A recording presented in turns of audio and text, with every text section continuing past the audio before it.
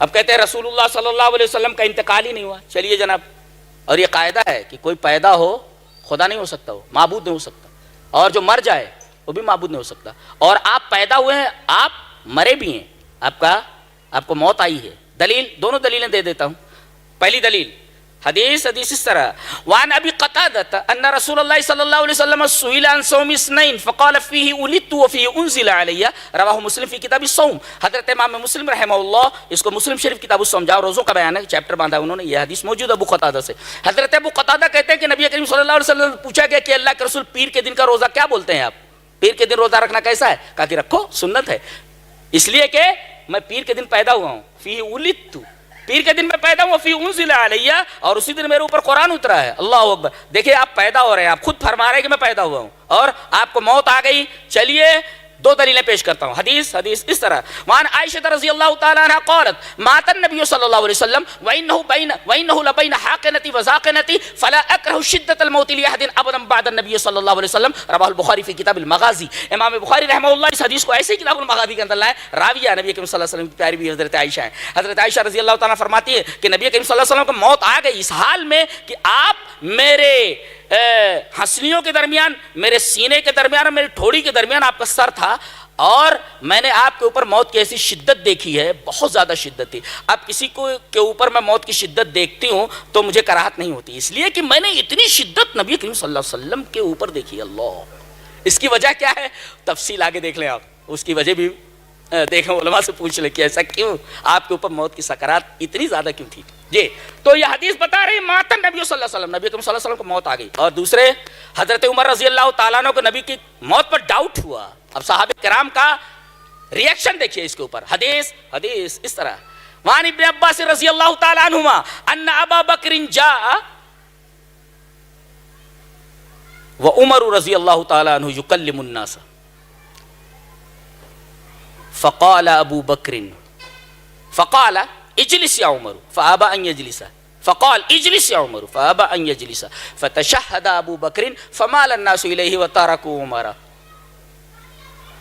فقال ابو بکر رضی اللہ تعالی عنہ اما بعد فمن كان منكم يعبد محمدا فان محمدا قد مات ومن كان منكم يعبد الله فان الله حي لا يموت. قال الله تعالى وما محمد الا رسول قد خلت من قبله الرسل.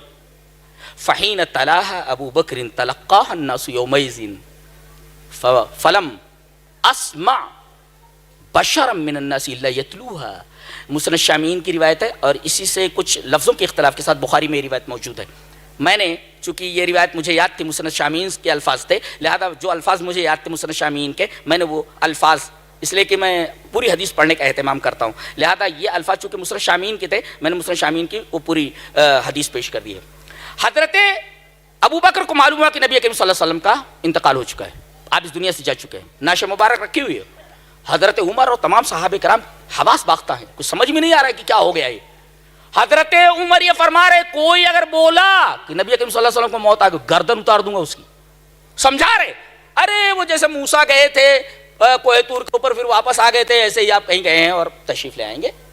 وہ بات کر رہے ہیں, صحابہ کرام چپ چاپ سن رہے ہیں. حضرت ابو بکر آئے اور دیکھا کہ یہ غلط بول رہے ہیں, یہ غلط بول رہے ہیں. دیکھیے حضرت ابو بکر ایک صحابی, حضرت عمر ان کی بات نہیں ماننے سے, غلط بول رہے ہیں وہ, اس لیے کہ نبی کو موت آنی تھی, موت آ چکی. حضرت عمر غلط بول رہے ہیں. حضرت ابو بکر نے کہا اجلس یا عمر, عمر بیٹھ جاؤ, غلط بول رہے ہو تم, بیٹھو. فابا بولے نہیں بیٹھتا میں. کہا اجلس یا عمر, عمر بیٹھ جاؤ. فابا بولے نہیں بیٹھتا میں. وہ جلالی صحابی ہیں. حضرت ابو بکر نے دیکھا کہ حواس قابو میں نہیں ہے نبی کریم صلی اللہ علیہ وسلم کی موت کی وجہ سے. فتشہد ابو بکر, حمد و ثنا بیان کی, اور اس کے بعد یہ فرمایا, حضرت ابو بکر معاملے کو کیسا سنبھالا ہے دیکھو. فرمایا سنو, اما بعد, اے لوگوں سنو, فمن کان منکم یعبد محمدا فإن محمدا قد مات. میں ایک عجیب و غریب استدلال کرنے جا رہا ہوں, بہت غور سے سنو تب سمجھ میں آئے گا, پوری تقریر سمجھ میں آ جائے گی. حضرت عمر کیا کہہ رہے ہیں, مرے نہیں ہیں نبی کریم صلی اللہ علیہ وسلم, انتقال نہیں ہوا. تمام صحابہ کرام چپ چاپ بیٹھے ہیں. یہ آئے کہا بیٹھ جاؤ, غلط بول رہے ہو تم, بیٹھو. نہیں بیٹھ رہے. کہہ رہے ہیں فمن کان منکم یعبد محمدا فإن محمدا قد مات. تم میں سے جو محمد کی عبادت کرتا تھا وہ سن لے کان کھول کر کے کہ محمد مر چکے ہیں. ومن کان منکم یعبد اللہ، یہ ہے توحید، ومن کان منکم یعبد اللہ فإن اللہ حی لا یموت۔ اللہ توحید کی بات آتی ہے تو رونگٹے کھڑے ہو جاتے ہیں، یہ ہے اہل حدیث کی خصوصیت، سمجھتے ہیں آپ؟ اور تم میں سے جو اللہ کی عبادت کرتا تھا، کرتا ہے، وہ سمجھ لے کہ اللہ زندہ ہے، اسے موت نہیں آنے والی ہے۔ نقطہ دیکھو، نقطہ یہ ہے کہ حضرت عمر یہ کہہ رہے ہیں کہ نبی کریم صلی اللہ علیہ وسلم مرے نہیں ہیں، کہیں گئے ہوئے ہیں، واپس آ جائیں گے۔ جی، یعنی نبی مر نہیں سکتے، ایسا کچھ وہ سمجھانے کی کوشش کر رہے ہیں۔ جی، حضرت ابو بکر آ کر کے یہ بول رہے ہیں، ان کو بولنا تھا غلط بول رہے ہو تم، ایسا نہیں، ایسا ہے۔ یہ کیوں کہہ رہے ہیں؟ تم میں سے جو محمد کی عبادت کرتا تھا، یہ عبادت کی بات کہاں سے آ گئی؟ تو موقع محل ہی نہیں تھا۔ ارے وہ کہہ رہے مرے نہیں، تو یہ ثابت کرنا تھا کہ مر چکے ہیں وہ، یہ عبادت کہاں سے آ گئی؟ عبادت کا حوالہ کیوں ہے؟ فمن کان منکم یعبد محمدن، جو محمد کی عبادت کرتا تھا۔ دیکھیے یہ محل نہیں ہے عبادت کا، لفظ عبادت استعمال کرنے، تو محمد مر چکے ہیں۔ اور جو اللہ کی عبادت کرتا تھا وہ سمجھ لے کہ اللہ زندہ ہے، اسے موت نہیں آنی۔ کیوں؟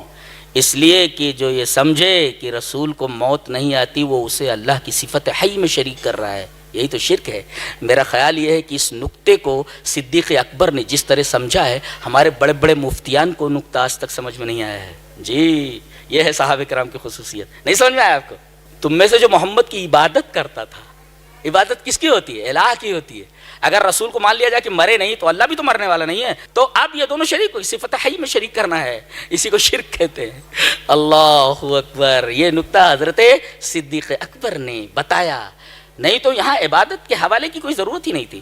کہتے ہیں پھر اس کے بعد انہوں نے آیت پیش کی، دیکھو یہاں آیت بھی پیش کرنے کی ضرورت نہیں ہے، لیکن ثبوت کے طور پر آیت پیش کر رہے حضرت صدیق اکبر۔ اس کا مطلب یہ کہ صحابی بھی کوئی بات کہے تو اپنی بات پر رسول اللہ صلی اللہ علیہ وسلم کی حدیث یا اللہ تبارک و تعالیٰ کے قرآن کی کوئی دلیل پیش کرے، تب معتبر ہے۔